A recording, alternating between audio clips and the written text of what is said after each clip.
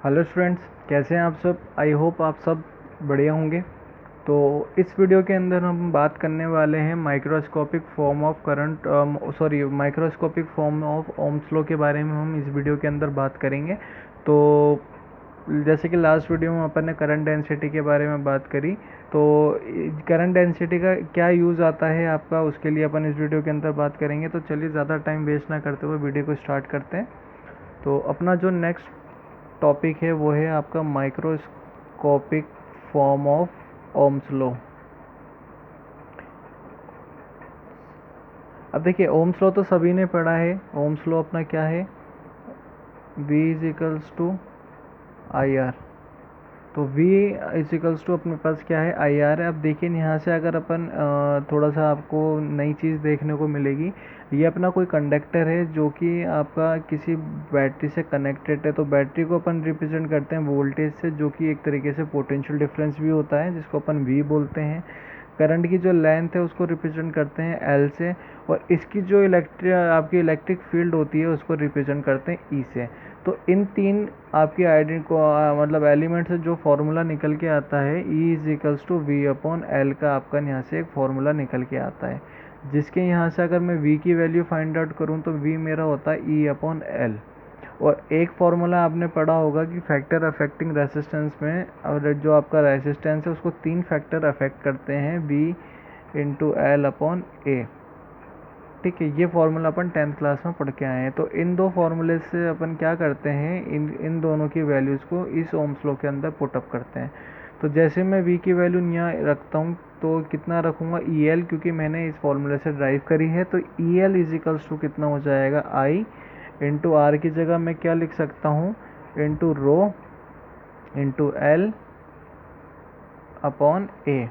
अब देखिए, इस एल से तो ये एल कैंसिल हो जाएगा, तो आपके पास कितना बचेगा। आप इस ए को इधर भेज दीजिए चाहे तो, या फिर आपके पास एक बार तो लिख लीजिए आई इंटू रो अपॉन ए। अब मैं क्या करता हूँ, इस रो को नीचे ले आता हूँ, तो ये कितना हो जाएगा, E upon rho is equals to I upon A.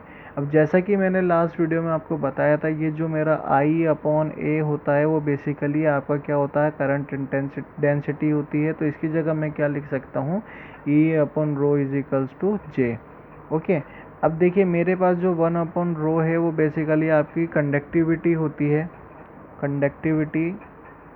Conductivity जिसको मैं रिप्रेजेंट करता हूँ सिग्मा से। तो 1 अपॉन रो को क्या बोल सकता हूँ मैं, सिग्मा, और ई की जगह ई। तो जो आपकी microscopic form of Ohm's law निकल के आती है वो आती है सिग्मा ई। और अगर आप स्केलर के लिए लिखना चाहें तो आप ये लिख सकते हैं, और अगर वेक्टर के लिए अगर आप लिखना चाहें तो क्या लिखेंगे, J is equals to lambda E vector और जे वेक्टर। ये आपके क्या है, microscopic form of Ohm's law.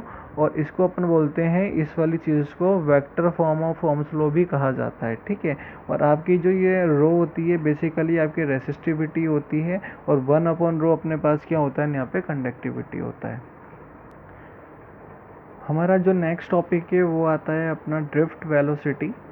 Drift velocity basically आपके जो फ्री इलेक्ट्रॉन्स होते हैं, जो कि लार्ज नंबर के अंदर आपके किसी भी कंडक्टर में प्रेजेंट होते हैं, और इसकी अगर अपन बात करें तो about 10⁻⁻29 electronic cube meter cube आपके ये एक इलेक्ट्रॉन के अंदर प्रेजेंट होते हैं। और अगर आपका जो रूम टेम्परेचर होता है उसके अंदर ही आपके जो जितने भी फ्री इलेक्ट्रॉन्स हैं आपके किसी भी कंडक्टर के अंदर फ्री होते हैं किसी भी डायरेक्शन के अंदर मूव करने के लिए, और जो ये ऑल पॉसिबल डायरेक्शन के अंदर आपके मूव कर सकते हैं। और इनकी जो वेलोसिटी होगी, क्योंकि टेम्परेचर की अगर अपन बात करें तो इनकी जो वेलोसिटी होगी वो क्या होगी, बेसिकली थर्मल वेलोसिटी होगी, वेलोसिटी। और अगर इनको रिप्रेजेंट करने की अगर अपन बात करें तो मैं अगर एवरेज थर्मल वेलोसिटी अगर अपन निकालें किसी भी मतलब पार्टिकल्स की, तो मैं यहाँ पे एक सपोज कर लेता हूँ कि मेरे पास यहाँ पे नंबर ऑफ पार्टिकल्स फ्लो कर रहे हैं with thermal velocity u1 u2 plus u3 dash dash, और un पार्टिकल्स मेरे पास अवेलेबल हैं। तो इसकी अगर मुझे thermal velocity, average thermal velocity निकालनी है तो मैं कैसे निकाल पाऊँगा, जितने भी पार्टिकल्स हैं मेरे उन सबको मैं ऐड करके और नंबर ऑफ़ पार्टिकल जो मेरे पास प्रेजेंट हैं उन सब से क्या कर दूंगा, डिवाइड कर दूंगा। तो उससे मैं क्या कैलकुलेट कर सकता हूँ इजीली किसी भी पार्टिकल्स की थर्मल एवरेज थर्मल वेलोसिटी को मैं यहाँ पे फाइंड आउट कर सकता हूँ। ओके, अब यहाँ पे अपन देखते हैं कि जो अपनी ड्रिफ्ट वेलोसिटी है उसके लिए आपकी क्या इक्वेशंस निकलती है। तो यहाँ पे हम एक सिस्टम कंसिडर करते हैं जिसकी लेंथ अपने पास कितनी है, एल है, और जो कि आपका कंडक्टर है और जिसकी जो लेंथ है एल है, क्रॉस सेक्शन एरिया आपका ए होगा, और आपके जो बैटरी कनेक्ट होगी वो वी वोल्ट की आपकी बैटरी उसमें कनेक्ट होगी। ठीक है, मैंने यहाँ पे एक सिस्टम सपोज करा है जिसकी लेंथ अपने पास कितनी एल है, इसका आपका क्रॉस सेक्शन एरिया जो है कितना ए है, और आपके पास की इलेक्ट्रिक फील्ड इंटेंसिटी कितनी है ई है, और आपके पास जो बैटरी कनेक्टेड है इसकी वी वोल्ट की बैटरी आपके पास यहाँ पे कनेक्टेड है। और मैंने जो इलेक्ट्रॉन का यहाँ पे रैंडम पाथ सपोज करा है वो जिगजैग पाथ मैंने सपोज करा है। तो इस हिसाब से अगर मैं ई के लिए फॉर्मूला ड्राइव करूँ, जैसा कि मैंने आपको लास्ट वीडियो में भी बताया था, ई के लिए मेरे पास कितना फॉर्मूला निकलेगा, वी अपॉन एल। ओके, और अगर इसकी फोर्स की बात करें कि force acting on each element पे कितना फोर्स लग रहा है आपका, अगर उसकी अपन बात करें किसके कारण, ड्यू टू इलेक्ट्रिक फील्ड, तो मेरे पास यहाँ पे जो फोर्स लगेगा वो आपका लगेगा माइनस ई और इलेक्ट्रिक फील्ड। मतलब एक तो ये तो इनर इलेक्ट्रिक फील्ड है, और ये आपके पास जो इलेक्ट्रॉन है उस पर कितना फोर्स लगेगा, इलेक्ट्रॉन इनटू इलेक्ट्रिक फील्ड आप करेंगे तो आपको उससे क्या मिल जाएगा, यहाँ पे फोर्स मिल जाएगा। ठीक है, अब अगर अपने को इसका मास जो है ईच इलेक्ट्रॉन का, अगर अपने को इसमें एक्सेलरेशन अगर निकालना है तो अपन इसके मास के थ्रू उसका एक्सेलरेशन भी फाइंड आउट कर सकते हैं। इसके लिए मुझे क्या करना पड़ेगा, न्यूटन्स का सेकंड लॉ इस्तेमाल करना पड़ेगा, force is equals to M A. अब मुझे यहाँ पे फोर्स की वैल्यू पता है कितनी है मेरे पास यहाँ पे फोर्स की वैल्यू, चाहे तो आप पहले इसको ऐसे लिख लें क्योंकि मुझे एक्सेलरेशन निकालना है, तो a is equals to F upon M, और फोर्स की वैल्यू आप यहाँ पे पुटअप कर दीजिए, तो ई वेक्टर इंटू एम। ठीक है, अब आप काफ़ी लोगों को ये डाउट हो रहा होगा अपन ने माइनस क्यों लिया है, तो उसका ध्यान रखिए। आप देखिए इलेक्ट्रिक फील्ड अपनी जो लग रही है वो आपके राइट हैंड साइड में लग रही है, और आपका इलेक्ट्रॉन जो फ्लो हो रहा है उसकी अपोजिट डायरेक्शन में आपका इलेक्ट्रॉन फ्लो हो रहा है। तो इसके अंदर जो अपन इलेक्ट्रॉन के डायरेक्शन सपोज करते हैं वो अपोजिट सपोज कर रहे हैं, जो कि अपने को यहाँ देखने को भी मिल रही है, इसलिए अपन ने इलेक्ट्रॉन का यहाँ पे साइन क्या लिया है, पॉजिटिव नेगेटिव अपन ने यहाँ पे साइड कंसिडर करा है। तो चलिए अपन ड्रिफ्ट वेलोसिटी के लिए फार्मूला ड्राइव करते हैं। तो ड्रिफ्ट वेलोसिटी के लिए फार्मूला ड्राइव करने से पहले कैसे करते हैं वो मैं आपको बता देता हूँ। यहाँ पे मैं एक सिस्टम मान रहा हूँ कि जो मेरा पार्टिकल है वो इस डायरेक्शन में मूव कर रहा है, उसकी जो इनिशियल पोजीशन थी वो u थी, और फाइनल पोजीशन पे आते आते उसकी जो पोजीशन हो गई वो v1 हो गई है। ओके, ये सिर्फ मैं एक पार्टिकल की बात कर रहा हूँ, यहाँ पे अनगिनत पार्टिकल्स होंगे, n टाइम्स ऑफ पार्टिकल्स होंगे, और इसको इस डायरेक्शन में आने के लिए जो टाइम लगा वो कितना टाइम लगा, टॉर्क 1। ठीक है, ये पहले पार्टिकल है इसलिए अपन ने 1 1 लिया है, सेकंड पार्टिकल के लिए अपन 2 2 लेंगे, और 3 पार्टिकल्स के लिए अपन टॉर्क 3 लेंगे, और n पार्टिकल के अपन टॉर्क n लेंगे। ठीक है, तो यहाँ पे आप देखिए, यहाँ पे आपको कुछ इस तरीके की इक्वेशन मिलेगी, v इज इक्वल्स टू आपको क्या देखने को मिलेगा यहाँ पे, v1 plus v2 plus v3 plus dash dash vn, और u आपके लिए क्या मिल रहा है यहाँ पे, u1 plus u2 plus u3 plus dash dash un, और आपको टाइम जो है टॉर्क मेरे लिए यहाँ पे टाइम मान के चल रहा हूँ कि इस पार्टिकल को यहाँ से मूव करके यहाँ आने पे टॉर्क का टाइम लगा है, तो आपके पास टाइम कितना हो गया, t1 plus t2 plus t3 plus dash dash tn। अब मैं इसके अंदर क्या करता हूँ, मेरी first equation of motion use करता हूँ जिसके अंदर जो t की वैल्यू वो क्या है, मेरे पास टॉर्क है।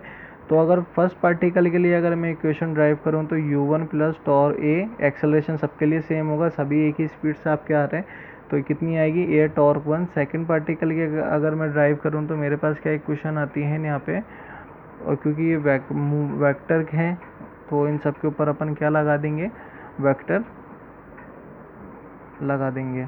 ओके, तो सेकंड के लिए मेरा कितना आया, टॉर्क 2, और n पार्टिकल के लिए अगर मैं बात करूं तो vn कितना आ रहा है मेरे पास, a टॉर्क n।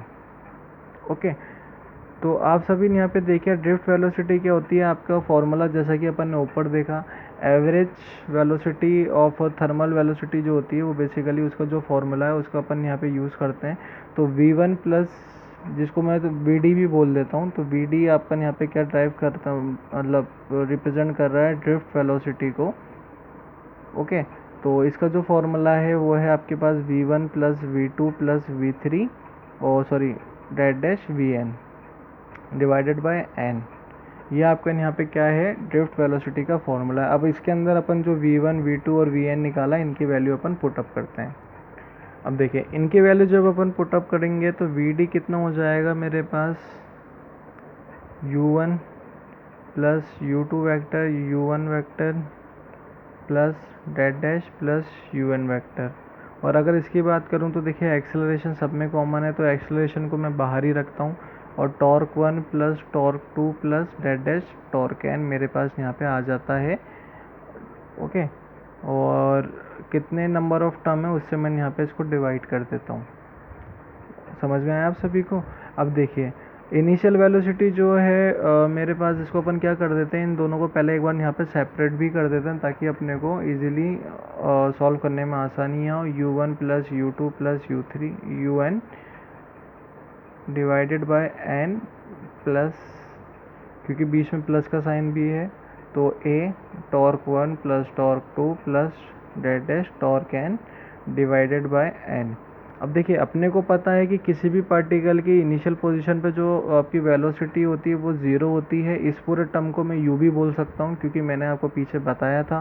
तो vd को जो है मैं इस पूरे टर्म को u वेक्टर बोल के एंड कर देता हूँ। और अपने को पता है किसी भी पार्टिकल की जो वेलोसिटी होती है वो क्या होती है, ज़ीरो होती है इनिशियल वेलोसिटी उसके रेस्ट पोजिशन के अंदर। तो इसकी वैल्यू अपन क्या पुटअप कर सकते हैं, नेक्स्ट के अंदर ज़ीरो और प्लस ए, ये जो टॉर्क 1 टॉर्क 2 है इसको मैंने आपको पीछे भी बताया था, जैसे स्टार्टिंग में अपन देखा, इसको अपन टॉर्क कह सकते हैं। तो ये आपकी जो वैल्यू होगी आपकी ज़ीरो हो जाएगी, 0 बाय n। और आपकी जो टॉर्क की वैल्यू है यहाँ पे कितनी हो जाएगी, इस पूरे टर्म को तो मैं टॉर्क बोल देता हूँ तो n आपका यहाँ से हट जाएगा। ये पूरा जो टर्म है आपका, इसको मैं क्या बोल रहा हूँ यहाँ पे, टॉर्क। ओके, और आपका जो यहाँ पे बचेगा वो कितना बचेगा, ए वेक्टर अपॉन ए वेक्टर डॉट टॉर्क। तो आपके पास vd कितना निकल के आता है, ए वेक्टर टॉर्क। तो इसको अगर अपन और थोड़ा सा सिंप्लीफाई करें तो अभी लास्ट अपन ने जो आपकी ड्रिफ्ट वेलोसिटी करी थी उसके अंदर अपन ने एक ही वैल्यू भी निकाली थी, जो कि कितनी आ रही थी आपकी, vd is equals to minus E plus E upon M dot torque. तो आपका जो बेसिकली फॉर्मूला निकल के आता है ड्रिफ्ट वेलोसिटी का, वो आपका निकल के कितना आता है, minus E upon M dot torque. इसको अगर आप थोड़ा सा और सिंप्लीफाई करना चाहें तो आप क्या कर सकते हैं, यहाँ पे इसको अगर थोड़ा सा और सिंप्लीफाई करना चाहें तो आप इसमें ई की वैल्यू पुट कर सकते हैं। लेकिन उससे पहले मैं आपको एक चीज़ बता दूं कि आपका जो ये फॉर्मूला है ये आपका वेक्टर के लिए निकल के आया है, लेकिन अगर आप इसको अगर न्यूमेरिकल के अंदर यूज़ करेंगे तो अपन आपके लिए ये वाला फॉर्मूला यूज़ करेंगे, ई से सारे वेक्टर हट जाएंगे, डॉट टॉर्क, ये फॉर्मूला अपन उसके लिए यूज़ करेंगे। अब ई के लिए जो वैल्यू है मेरे पास है v अपॉन एल, तो मैं इसके अंदर क्या कर सकता हूँ, vd के अंदर आपकी वैल्यू पुटअप कर सकता हूँ E v upon M L torque.